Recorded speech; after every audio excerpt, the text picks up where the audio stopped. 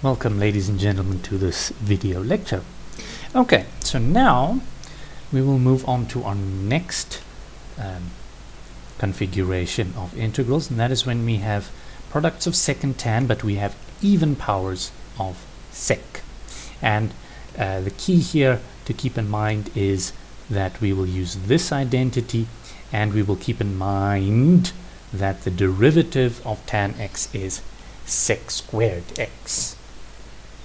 So if we have n and m natural numbers, and we are confronted with an integrand as follows: tan nx sec to the 2mx. So we see here we have an even power of sec. So what are we going to do? We are going to try and get a polynomial expression depending only on tans multiplied with a sec squared. So let's take out two secs. So sec 2m minus 2x, and here we are left with sec squared x. Okay, now let's write it like so. So now we want to convert these secs into tans. So we will use this identity. So let's see how we will do that. So let's write this sec as follows. So sec of m minus 1, no, the other way around.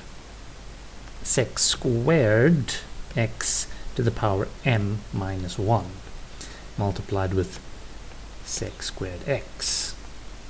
Okay, and now we can use our identity to convert these secs into tan. So we've got tan nx sec squared, which is tan squared plus 1 to the power m minus 1 multiplied with sec squared x. And we see here we now have a polynomial expression in tan, and the derivative of tan is sec squared. So this is exactly in the form that we want. So this is the idea. Let us jump straight into an example.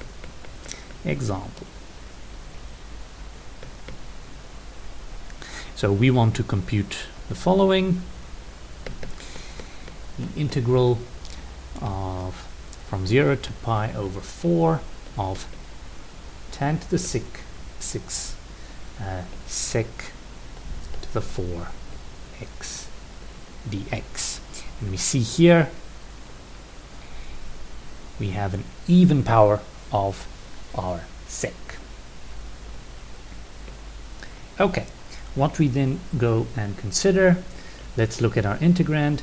Tan to the 6x sec, I'm going to actually write it like so, sec to the 4x, that is equal to tan to the 6, and let's split these secs up into sec squared multiplied with sec squared, and let us convert these secs into tans. So tan to the 6 sec squared is tan squared plus 1 multiplied with sec squared x.